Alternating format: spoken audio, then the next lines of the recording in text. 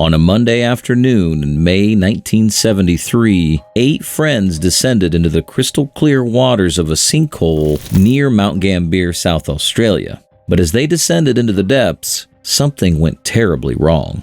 Their excitement for adventure quickly turned into a desperate struggle for survival. But how did a routine dive become one of Australia's most devastating cave diving tragedies? How did 4 experienced divers end up losing their lives in the underwater maze known as the Shaft? And what can we learn from this heartbreaking event that changed the face of cave diving forever?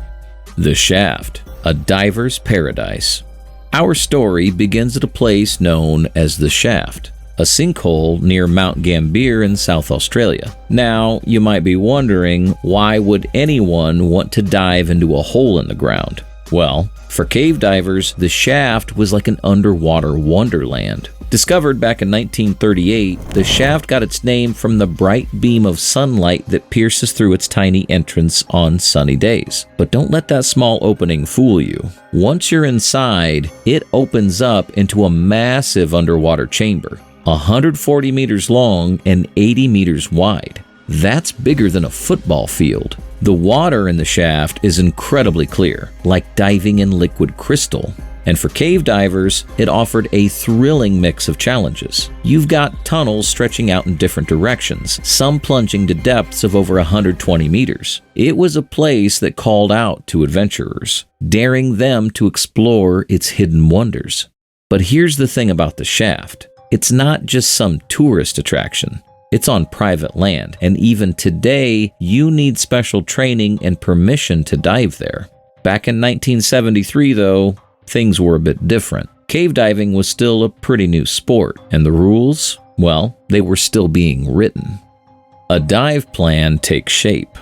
On 26 May 1973, our group of divers arrived at the scene. There were 9 of them in total, all friends who'd traveled from interstate for this diving trip.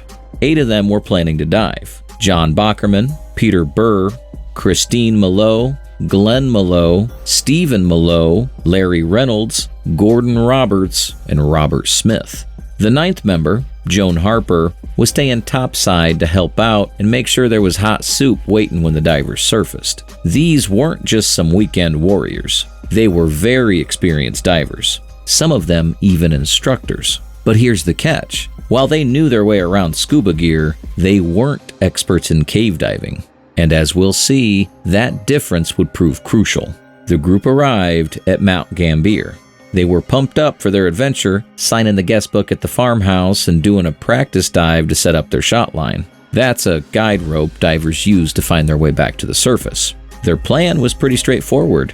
They'd descend to what divers call the rock pile, a big heap of limestone rubble about 40 meters down, right under the entrance.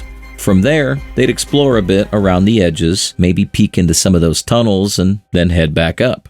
Simple, right?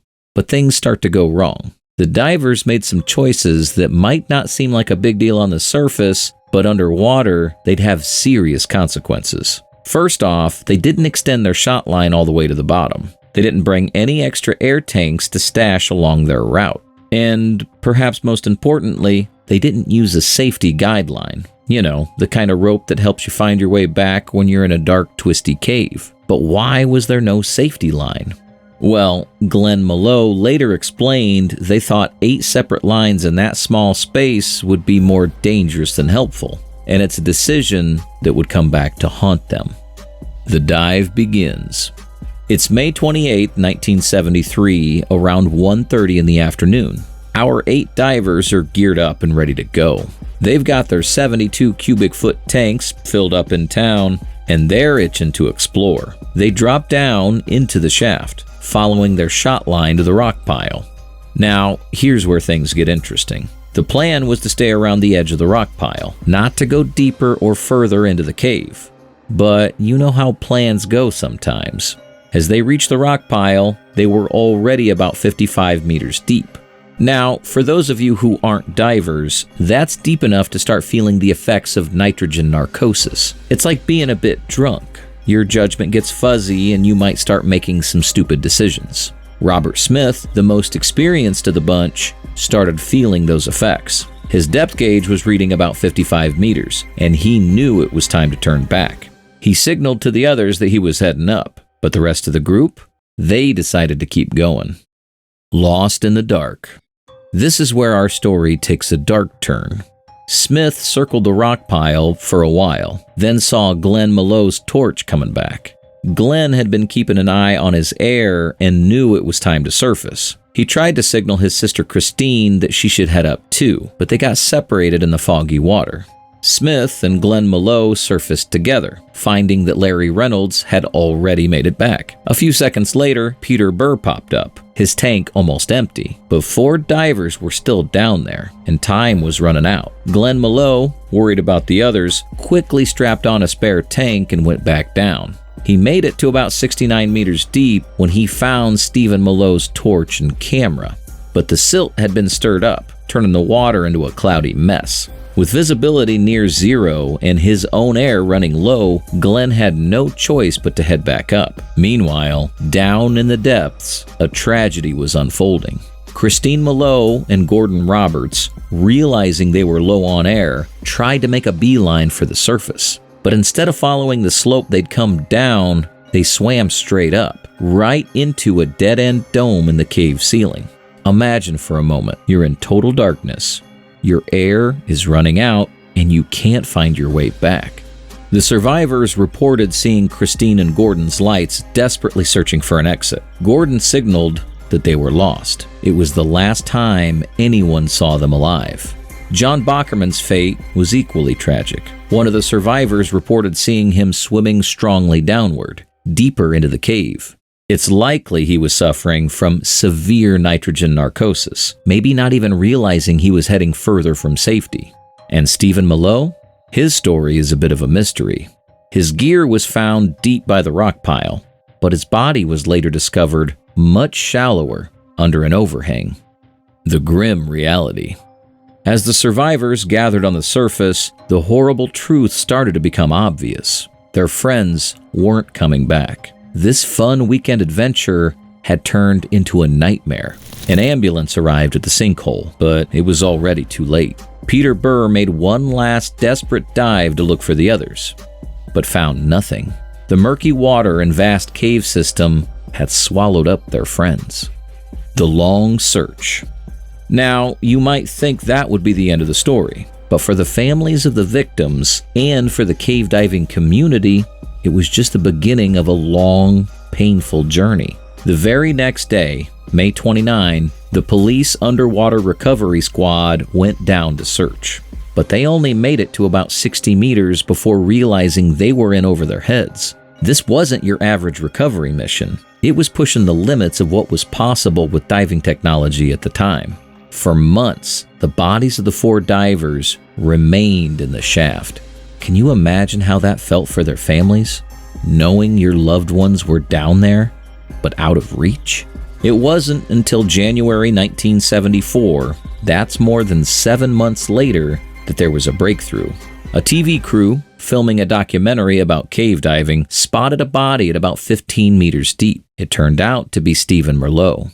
But the other 3 were still missing, and they were much deeper in the cave. It took until March for a team of skilled divers to locate the bodies of Christine Malot and Gordon Roberts at a depth of about 56 meters. John Bockerman's body was found even deeper, at around 66 meters. Even then, actually recovering the bodies was incredibly challenging. The divers had to deal with nitrogen narcosis, limited visibility, and the constant risk of getting lost themselves. It wasn't until April 9, 1974, almost a full year after the accident, that the last body was finally brought to the surface. Lessons learned. So, what went wrong? How did 4 experienced divers end up losing their lives in the shaft? Well, the investigation found a few key issues.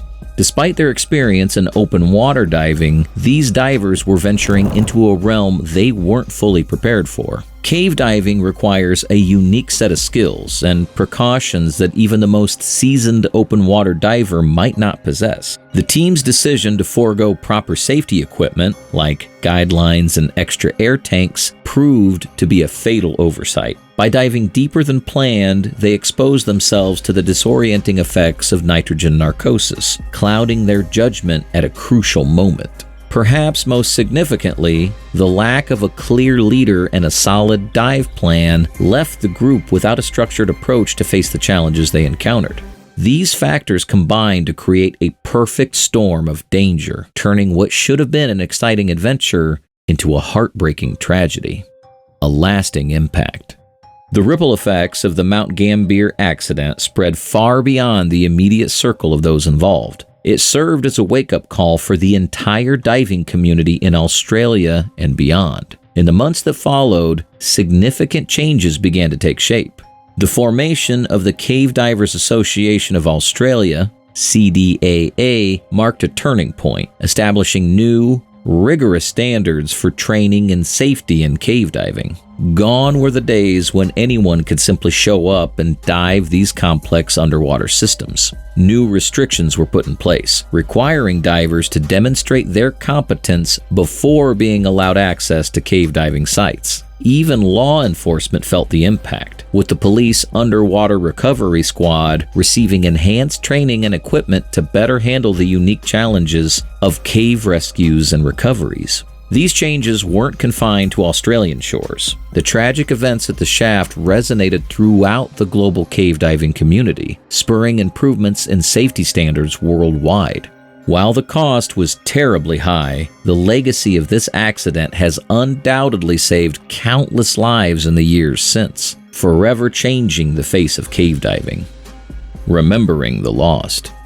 Today, the shaft is still there, still drawing divers with its crystal clear waters and mysterious depths. But it's a different place now. Every diver who enters knows the story of what happened in 1973. They carry with them not just better equipment and training, but a deep respect for the power and beauty of underwater caves.